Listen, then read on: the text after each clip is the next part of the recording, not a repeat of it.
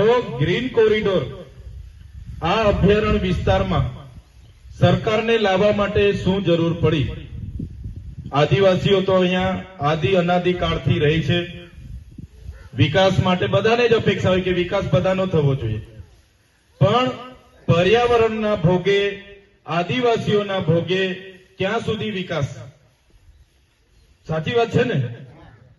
આપણા રોડ રસ્તા છે, આપણી પાસે તેટલી બધા પર એટલી બધી કોઈ મોટી ગાડીઓ નથી, કોઈની પાસે હાઈવા નથી કે કોઈ એટલા વાહનો છે નથી. જે ગાડીઓ છે રસ્તા જાય છે, જે છે રસ્તાને બનાવવાના ઠેકાણા નથી અને ગ્રીન કોરિડોર લાવવાની વાતો છે.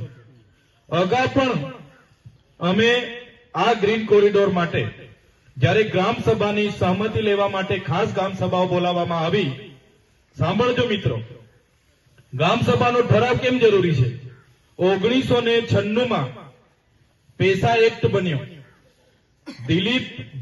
દિલીપસિંહ ભુરિયાની આગેવાનીમાં એક કમિટી નક્કી થઈ.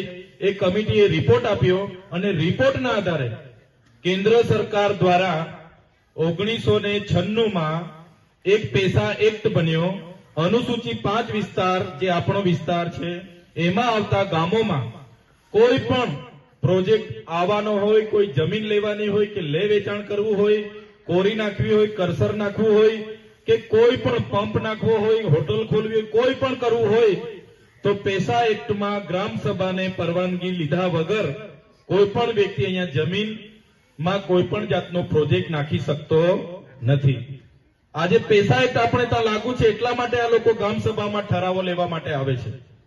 બાકી આ લોકો તમને ને અમને કોઈ દિવસે પૂછવા ના આવે, બારોબાર પ્રોજેક્ટ લાવીને મૂકી દે. તો આ પેસા એક્ટનો પાવર છે. એ પેસા એક્ટ વિશે તમામ આગેવાનોને બધાને માહિતી હોવી જોઈએ. અમે અવારનવાર પેસા એક્ટની વાત કરીએ છીએ, તમને પણ ખબર હોવી જોઈએ.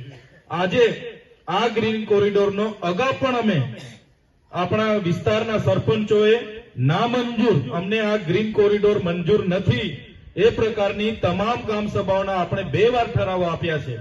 છતાં ત્રીજી વાર સરકાર દ્વારા ફરી ખાસ ગ્રામ સભાઓ હમણાં 16 તારીખ, 17 તારીખ અને 18 તારીખે બોલાવવામાં આવી અને ફરી ગ્રામ સભાઓમાં કહેવામાં આવ્યું